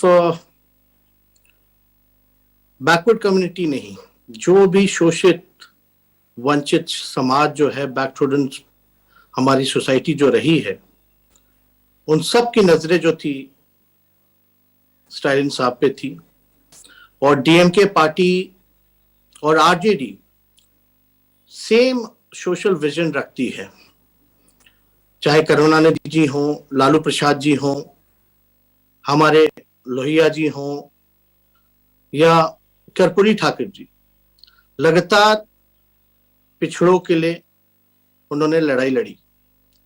जो भी शोषित वंचित समाज, जिनको समाज में मुख्य धारा में लाने से रोका जाता था, उन सब को जो है हमारे नेताओं ने, जिनका नाम हमने लिया, उनकी आवाज बने। चाहे मंडल कमीशन रहा हो, नीट का मामला हो, जो हम लोग समान विचारधारा रखते हैं हमारी पार्टी, सभी लोगों ने सदन से सड़क तक लड़ाई लड़ी। लेकिन आज चिंता का विषय यह है कि जो लोग मौजूदा सरकार में हैं, वो संविधान विरोधी हैं, वो आरक्षण विरोधी हैं। साफ बात है कि जो मौजूदा सरकार, वो हमारे संविधान पे विश्वास ना रखते हुए वो बंच ऑफ थॉट्स की बात करती है। बाबा अंबेडकर की नहीं, बल्कि बाबा गोवलकर की बात करती है। और आरएसएस का एजेंडा जो है पूरे देश में धीरे धीरे लागू किया जा रहा है। आज जो हमें अधिकार में जो मिला है, उसके लिए हम लोगों को लड़ाई लड़ना पड़ रहा है। और इसके लिए स्पेशल थैंक्स हम लोग डीएमके पार्टी को, स्टालिन साहब को देना चाहेंगे कि उन्होंने कोर्ट में इस मामले को लेकर के गए, उन लोगों को न्याय मिला। लेकिन असली लड़ाई ये है कि जब तक कास्ट सेंसस नहीं होगा, तब तक रियल पिक्चर जो है वो सामने नहीं आएगी। कास्ट सेंसस को लेकर के डीएमके ने भी और आरजेडी ने भी बड़ी मजबूती के साथ जो है देश के पार्लियामेंट में आवाज उठाया। और मौजूदा जो सरकार है, उसका साफ हम लोगों को संदेश दिया गया कि अगर वो कास्ट सेंसस को नकारते हैं, डिसमिस करते हैं पार्लियामेंट में, तो ये समझा जाए कि वो सोशल जस्टिस को नहीं मानते हैं। उन्होंने सोशल जस्टिस को इनकार किया है, डिसमिस किया है। अभी भी आप देखेंगे जो मंडल कमीशन लागू हुआ, उसमें हमारे नेता लालू जी जो है या और तमाम नेता जो है, वीपी सिंह जी के समय ये लागू हुआ। लेकिन अभी भी पूरी तरीके से ये मामला जो है पूरा नहीं हुआ है। अभी भी कई 10% जो है आप कह सकते हैं मंडल कमीशन का इम्प्लीमेंटेशन जो है वो होता है। तो मौजूदा सरकार में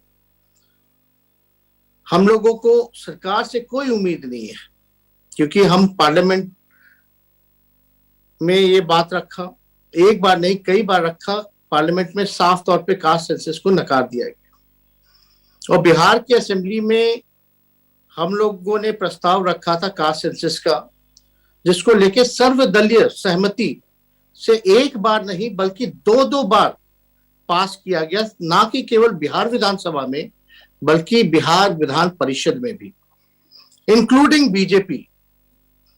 जब हम लोगों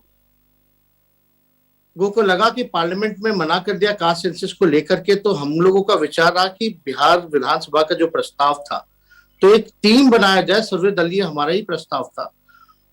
चाहे नीतीश कुमार जी, उन्हीं के नेतृत्व में हम चले, प्रधानमंत्री से मिलकर आए, अपनी बात को रखें।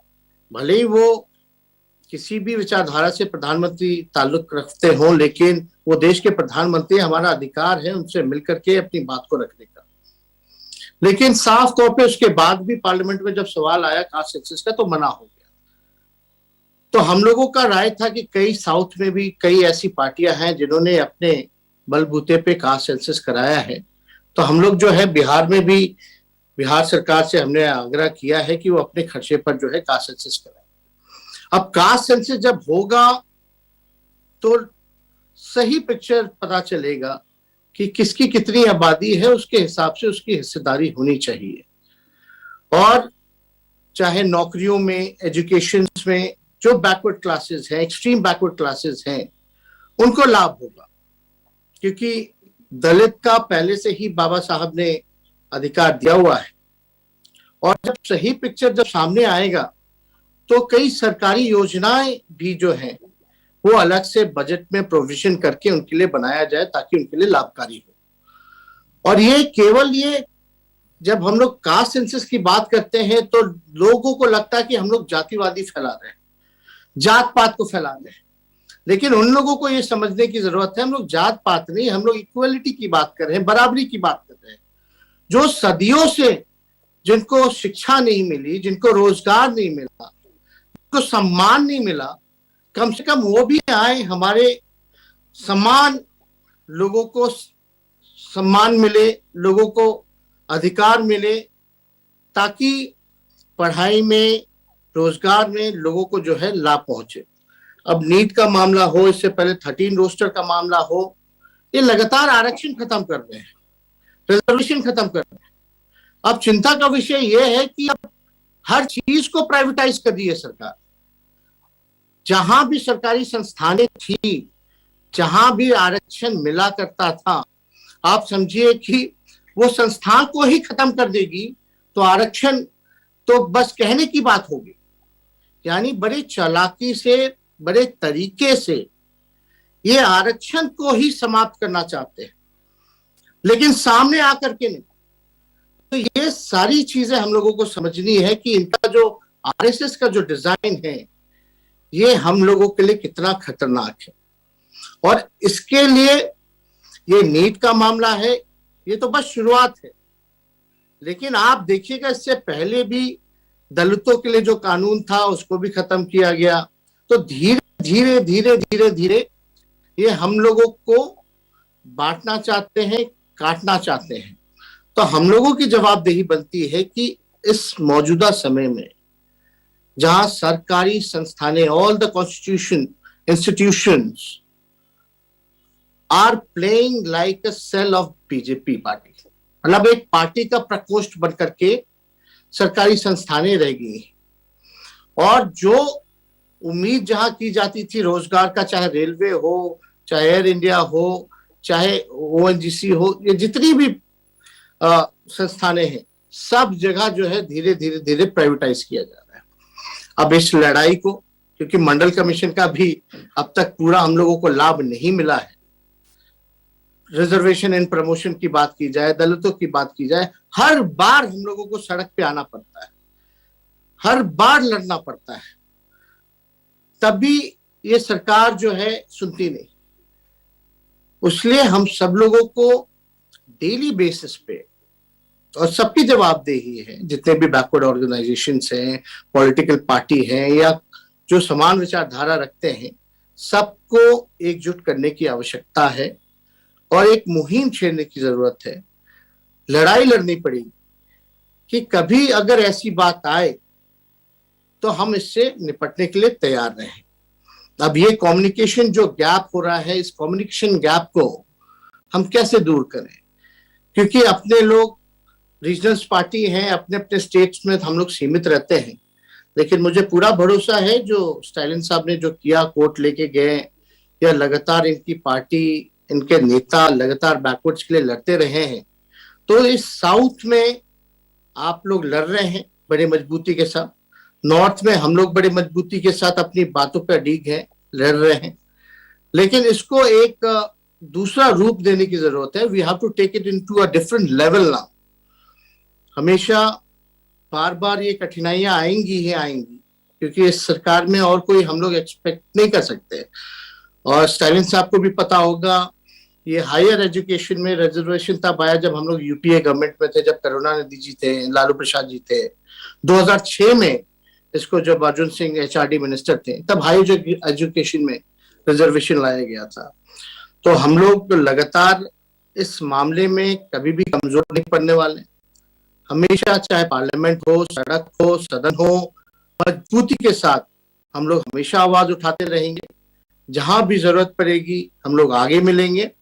और मुझे खुशी है कि स्टालिन साहब जिस प्रकार से जैसे आगे बढ़ रहे हैं इस मुहिम को लेकर के, हमारी बेस्ट विशेस भी आपके साथ हैं और हमेशा हम लोग आपके साथ खड़े रहने वाले लोग हैं।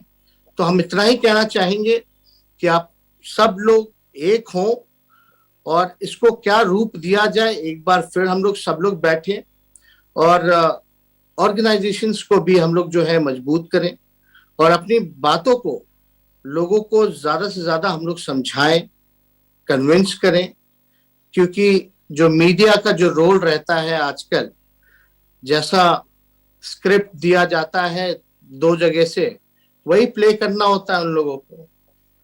तो हम लोग को की जो परेशानी है, कठिनाई है, इससे हम लोगों को निराश होने की जरूरत नहीं, बल्कि हम लोग और इससे मजबूत हो रहे हैं। तो आप सब लोगों को बहुत बहुत धन्यवाद। सब लोगों का आशीर्वाद, प्यार लगातार आप सब लोगों का मिलता रहता है। हमेशा इस फ्रंट पे आप लोग ऑर्गेनाइजेशन, जितने भी हमारे ऑर्गेनाइजेशन है और ऑर्गेनाइजर हैं, उनको भी हम धन्यवाद कहते हैं कि हम सब लोगों को एक प्लेटफॉर्म पे आपने ला करके डिस्कशन कराएं। और स्पेशल थैंक्स टू स्टालिन साहब। Thank you everyone. Thank you, sir.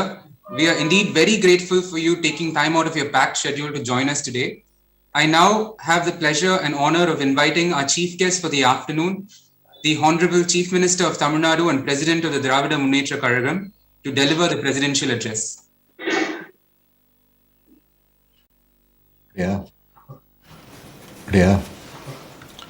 திராவிடர் கழகத்தினுடைய தலைவர் மாண்புமிகு ஐயா ஆசிரியர் அவர்களே, AIBCF அமைப்பினுடைய தலைவர் மற்றும் ஒருங்கிணைப்பாளர் மாண்புமிகு நீதியரசர் திரு ஈஸ்வரையா அவர்களே, மாண்புமிகு மகாராஷ்டிரா மாநிலத்தினுடைய உணவுத்துறை அமைச்சர் ஷகன் சந்திரகாந்த் புஜ்பால் அவர்களே, மாண்புமிகு ஆந்திர மாநிலத்தினுடைய கல்வித்துறை அமைச்சர் டாக்டர் ஆதிமூலப்பு சுரேஷ் அவர்களே, பீகார் சட்டமன்றத்தினுடைய எதிர்க்கட்சி தலைவர் தேஜஸ்வி யாதவ் அவர்களே, திராவிட முன்னேற்ற கழகத்தினுடைய நாடாளுமன்ற உறுப்பினரும் 27 விழுக்காட்டு சட்ட போராளியுமான வழக்கறிஞர் திரு வில்சன் அவர்களே, கேரள இந்திய யூனியன் முஸ்லீம் லீக் கட்சி MP திரு ET முகமது பஷீர் அவர்களே, அகில இந்திய திரிணாமுல் காங்கிரஸ் நாடாளுமன்ற கட்சி தலைவர் திரு டெரெக் ஒபிரையன் அவர்களே, ராஷ்டிரிய ஜனதாதளம் கட்சியினுடைய நாடாளுமன்ற உறுப்பினர் திரு மனோஜ்குமார் ஜா அவர்களே,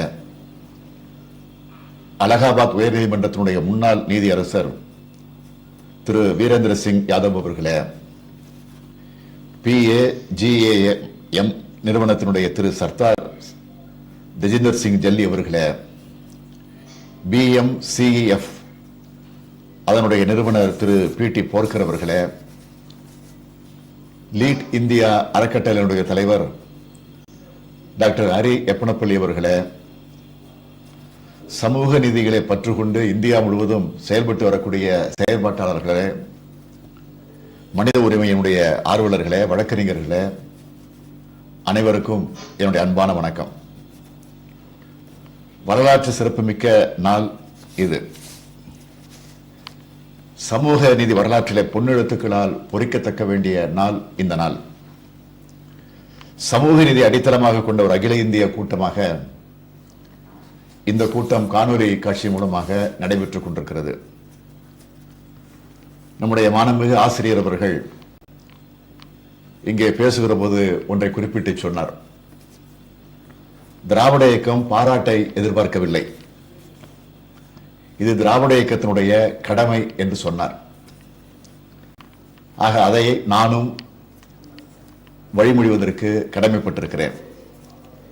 இதனை பாராட்டு விழாவாக நான் கருதாமல் அடுத்த கட்ட சமூக நீதி உரிமையை பாதுகாக்க எடுக்கக்கூடிய நடவடிக்கை கூட்டமாகவே நான் இதை கருதுகிறேன். காணொலி வாயிலாக இந்த கூட்டம் நடந்தாலும் கண்கொள்ளா காட்சியாக இது அமைந்திருக்கிறது.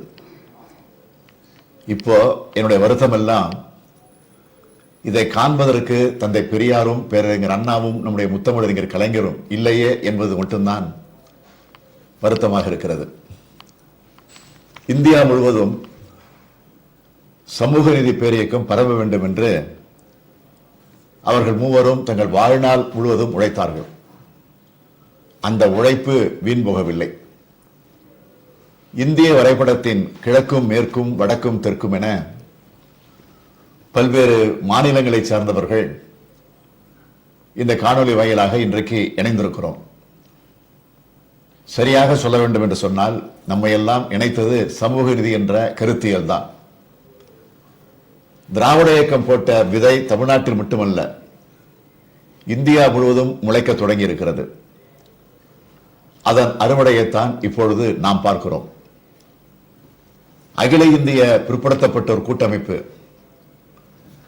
SRA, PAGAM, BAMCEF, We the People மற்றும் லீட் இந்தியா ஆகிய அமைப்புகள் இணைந்து ஏற்பாடு செய்திருக்கக்கூடிய சமூக நீதி நிகழ்ச்சியில் பேசிய அனைவரும் அதிகப்படியான அளவுக்கு என்னை பாராட்டி பேசியிருக்கிறீர்கள்.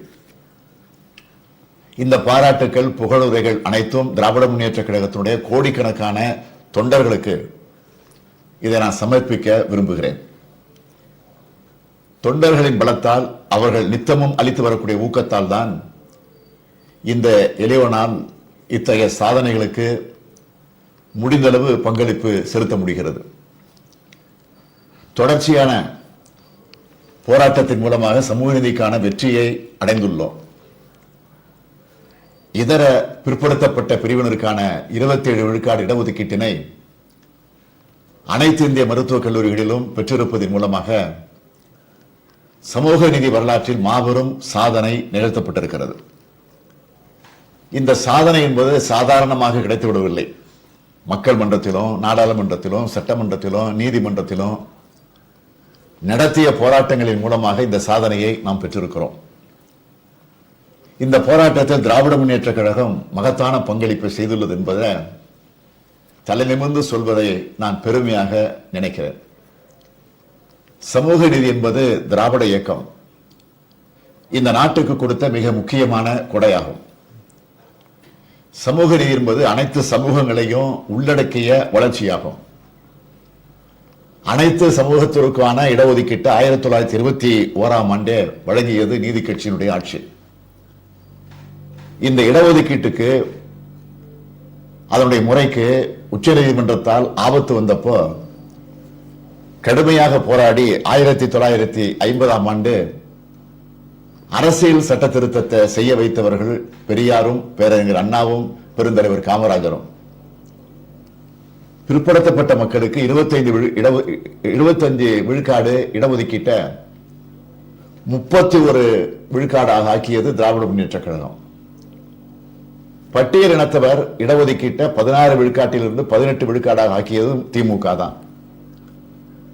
இந்த 18 விழுக்காட்டில் பழங்குடியினரும் இருந்தார்கள்.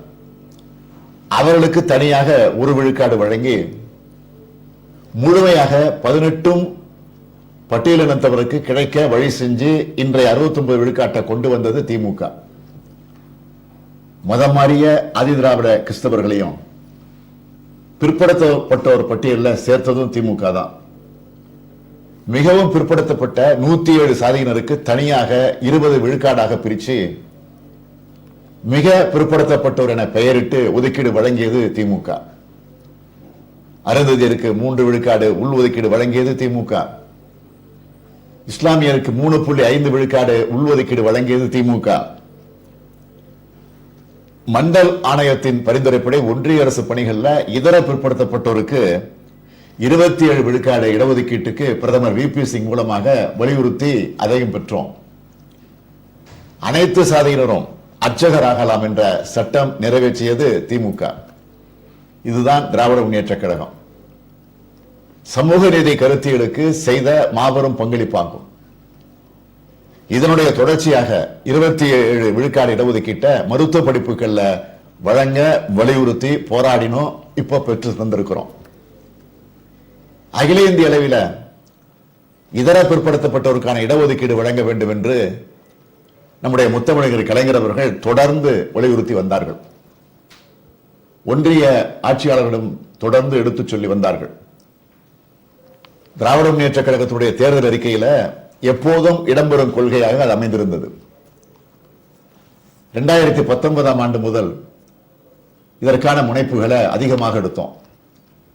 நம்முடைய கழகத்தின் நாடாளுமன்ற மேலவை உறுப்பினர் மூத்த வழக்கறிஞர் வில்சன் அவர்கள் தன்னுடைய சொந்த வழக்கை போல இதனை அவர் நடத்தினார். இன்னும் வெளிப்படையா சொல்லணும்னா அவரை வழக்கறிஞர் என்று சொல்வதை விட சமூக நீதி போராளியாகவே இதில் அவர் செயல்பட்டார். MBBS OBC இடஒதுக்கீடு குறித்த வெள்ளை அறிக்கை வெளியிடுமாறு 2019 ஆண்டு பிரதமருக்கு நான் கோரிக்கை வச்சேன். நாடாளுமன்ற மக்களவை மாநிலங்களவையில் திமுக உறுப்பினர்கள் இது குறித்து கேள்வியை எழுப்பி இருக்கிறாங்க. மருத்துவம் மற்றும் பல் மருத்துவ இடங்கள்ல OBC இடஒதுக்கீடு தொடர்பாக ஒன்றிய சுகாதாரத்துறை அமைச்சர் அந்த அமைச்சரை நம்முடைய கழக MP வில்சன் அவர்கள் நேரடியாக போய் சந்திச்சு கடிதம் கொடுத்து வலியுறுத்தி இருக்கிறார். ஆனால் ஒன்றிய அரசு சரியான பதிலை சொல்லாத காரணத்தினால நான் ஒன்றிய அரசுக்கு கண்டனம் தெரிவித்தேன். இவர்களிடம் சும்மா கேட்டா கிடைக்காது என்ற காரணத்தால தான் 2020 ஆண்டு மே மாதம் உச்சநீதிமன்றத்தில் திராவிட முன்னேற்ற கழகத்தின் சார்பில் வழக்கை தாக்கல் செஞ்சோம். அனைத்து கட்சி கூட்டத்தை நடத்தணும். திமுக போட்ட வழக்கை உச்சநீதிமன்றத்தில் போட சொன்னார்கள். அப்போது ஒன்றிய அரசு மனம் இறங்கி வரல. சலோனி குமாரி வழக்கை காரணமாக காட்டினாங்க. அந்த வழக்கு முடிந்தால்தான் முடிவெடுக்க முடியும் அப்படின்னு சாக்குப்போக்கு சொன்னாங்க. திமுக போட்ட வழக்கு வேறு, சலோனி குமாரி வழக்கு வேறு என்று உச்சநீதிமன்றம் தீர்ப்பளித்தது. இதர பிற்படுத்தப்பட்ட வகுப்பினருக்கான இடஒதுக்கீடு வழங்கியாக வேண்டும் என்று சென்னை உயர்நீதிமன்றம் தீர்ப்பளித்தது. 2021, 2022 ஆண்டிலிருந்து வழங்க வேண்டும் என்று உத்தரவும் போட்டுச்சு. இதுதான் மிகப்பெரிய வெற்றியாகும். ஆனாலும் இதனை ஒன்றிய அரசு வழங்காத காரணத்தினால சென்னை உயர்நீதிமன்றத்தில் திமுக சார்பில் நீதிமன்ற அவமதிப்பு மனு தாக்கல் செய்யப்பட்டுச்சு. முறையாக செயல்படுத்துங்கள் என்று உச்சநீதிமன்றம் உத்தரவிட்டுச்சு. 26/7/2021 அன்றுதான் இந்தியாவினுடைய சொலிசிட்டர் ஜெனரல் அவர்கள் நீதிமன்ற உத்தரவுகளுக்கு இணங்குவதாக சொல்லி உறுதி அளித்திருக்கிறார். ஏதோ பாஜக அரசு தான் இதர பிற்படுத்தப்பட்ட வகுப்பினருக்கு இடஒதுக்கீட்டு உரிமையை தூக்கி கொடுத்தது போல சில பரப்புரை செஞ்சுக்கிட்டு இருக்கிறாங்க. அவர்களுக்கு நடந்த உண்மை எதுவும் தெரியாது. 2020 ஆண்டு மே மாதம் உச்சநீதிமன்றத்தில் திமுக வழக்கு போட்டுச்சு. 2021 ஆண்டு ஜூலை மாதம் தான் பாஜக அரசு இதனை ஒப்புக்கொண்டது. இந்த உண்மைகளை அவர்கள் மறக்கலாம், ஆனால் மறைக்க முடியாது. இது ஏதோ ஒரு வழக்கின் வெற்றி அல்ல, பிற்படுத்தப்பட்ட ஒடுக்கப்பட்ட இனத்தினுடைய வெற்றியாகும். இதோடு நம்முடைய பணி முடிந்துவிடவில்லை. சமூக நீதி என்பது சமூக சமத்துவமாகும். அது கல்வியில், வேலை வாய்ப்பில் மட்டுமல்ல, அனைத்து இடங்களிலும் உருவாக்கப்பட வேண்டும். எங்கெல்லாம் அநீதி இருக்கிறதோ அங்கெல்லாம் நீதியை நிலைநாட்ட வேண்டும் என்று உலக பொருளாதார மேத அமர்த்தியா சென் சொல்லி இருக்கிறார். அத்தகைய நீதியை உருவாக்கவே திராவிட இயக்கம் பாடுபட்டுக் கொண்டிருக்கிறது. இரத்த பேதம் இல்லை, பால் பேதம் இல்லை என்பதை திராவிட இயக்கத்தினுடைய அடிப்படை லட்சியமாகும். சமூக நீதியும் பெண்ணுரிமையும் தான் தலையாய லட்சியமாகும். இந்த மகத்தான கொள்கையை தமிழகத்தில் மட்டுமல்ல, இந்தியா முழுமைக்கும் கொண்டு சேர்க்கக்கூடிய பணியை நாங்கள் தொடங்க இருக்கிறோம். I am planning to launch an All India Federation for Social Justice soon. Leaders of depressed classes from all states, those truly concerned about social justice, would be part of it.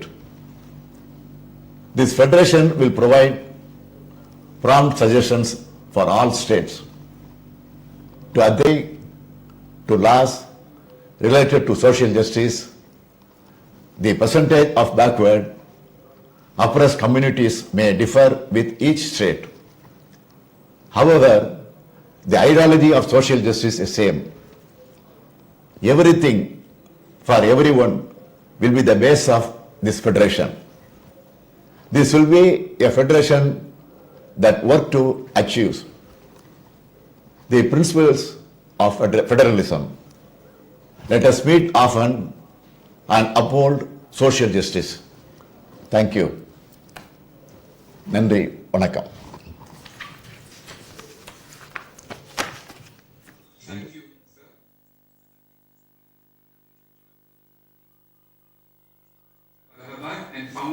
the Samajik Chetna